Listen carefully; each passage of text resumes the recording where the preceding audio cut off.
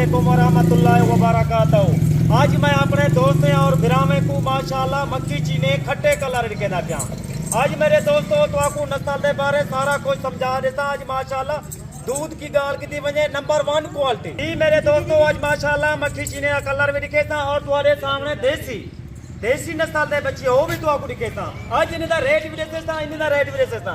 9 बकरा 1 बकरा इन्हें दी कीमत मेरा दोस्त 24,000 रुपया। बकाया जेरे देसी करते इन्हें दी कीमत है 12,500। अगर तुसा जल्दी खालत में ना रब्ता करे तो वो तुम्हारे सामने 3G लाट करिए। मैं तो आपको आख्या वो 3G लाट का रेट है मेरा दोस्त 25,500।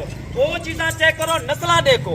तुसा आओ एक जिम्मेदार फार्म ते खालत भाई ना रब्ता करो। हर अरे गहरे ना रब्ता ना करो, समझदार बंदा रब्ता करो जरा बंदा अगले तो आपको फायदा देवे। माल तो आपको निकाले लाइव हर बंदे का काम कहीं नहीं तो आपको माल निकालना।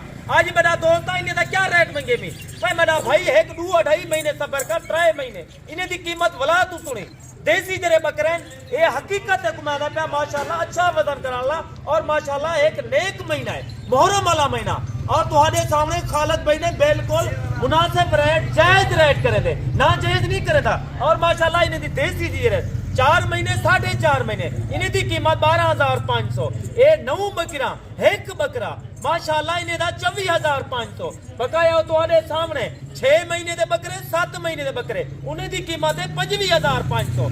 आज बड़ा दोस्त पाकिस्तान दे जेरे शहर विचों गुजर खान थी गया, मंडी बाव दी गया, झेलम थी गया, इस्लामाबाद, पिंडी, लाहौर, मुल्तान, सिंध और माशाल्लाह पिशावर, केपी की, हैदराबाद जितना भी मेरी वीडियो वाच करने वे अल्हम्दुलिल्लाह खालिद भाई दा एक दफा मुकम्मल वीडियो देखो तो फायदे वास्ते आदा। मेरा भाई गवी मंची दी तुसा अल्हम्दुलिल्लाह लाखे रुपए के बारे में देवे। और माशाल्लाह ये सेट रखे तो इस सेट दा भी तो आपको पैदावार और माशाल्लाह कितनी बच जाते 2.5 किलो 3 किलो एक टाइम की दूध देने वाली बकरी और माशाल्लाह 3 बच्चे 4 बच्चे देने वाले।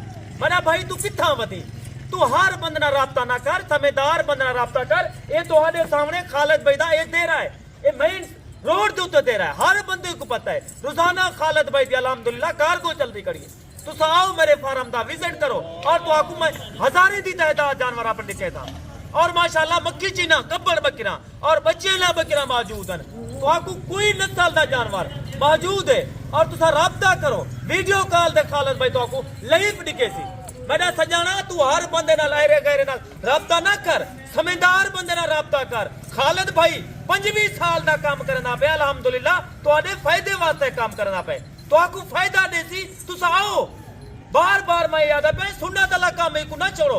जी मेरा भाई ये तुम्हारे सामने बकरा है 2 महीने 2.5 महीने सेवा कर माशाल्लाह। ये बकरा कितना वंज बन सी और 2 तो 2.5 महीने 3 महीने ने बकरे दी सेवा कर बकरा करा थी गया माशाल्लाह लाख रुपए दी तक बचा दी काम विचो। मेरी वीडियो को दोस्तों दे अगो शेयर और लाइक की ताकत क्योंकि तो आपको हर रोजाना दी नवी वीडियो होती। ई काम में मेरा दोस्त बहु बच्चा थे बहु फायदा है। एक दफा ई काम में आ ते को लाख रुपए दी माशाल्लाह साल दी आमदन है। तू 100 जानवर रख, हकीकत है कोदा 100 जानवर विचो ते को 2 तो 2.5 करोड़ रुपए दी बचा दे। ओ किवें बचा दे माल बकरा रख 3 बच्चे देवन साल 2 दफा बच्चे देने। तू इतना अंदाजा कर मां भी तू रख ले नारे 1 साल का बकरा होवे हकीकत है कोदा 2 लाख रुपए दा 2.5 लाख दा सेल दी। इधर ही मैं मक्खी चीनी बकरी गन के आ गया भावे ए माल गन के आ गया। पाकिस्तान की एक मशहूर नस्ल है, नामी गिरामी नस्ल है, इंटरनेशनल नस्ल है। मेरा दोस्त जिथा रखे से उथा ही कामयाब है अल्हम्दुलिल्लाह। जानवर है हर टाइम तू मंडी आ खालिद भाई ना राब्ता कर इथा तेको माल हर टाइम ही मिलसी और तुहाडे अखी दे सामने मिलसी। कमीशन खोर के ने दलाल के ने बरोगर के ने पास जानवर जेकर तू कमीशन खोर को गिन के होते एक जानवर ते को हकीकत दा पिया बेहतरी तू 40,000 दा मिलसी। जेकर खुद मालिक ना राब्ता करे ने मेरी रोजाना दी वीडियो लगती है, कोई 1 2 दी वीडियो नहीं लगती। माइयो कोई दोस्तों को अपना आदा तुम अपना अखी खोलो कान खोलो समझदार बंदा राब्ता करो। मेरा दोस्त मैं टाइम तेरे के लिए ज्यादा चाहता पिया अगली वीडियो तो भला खालिद भाई को दिखाए खुदा।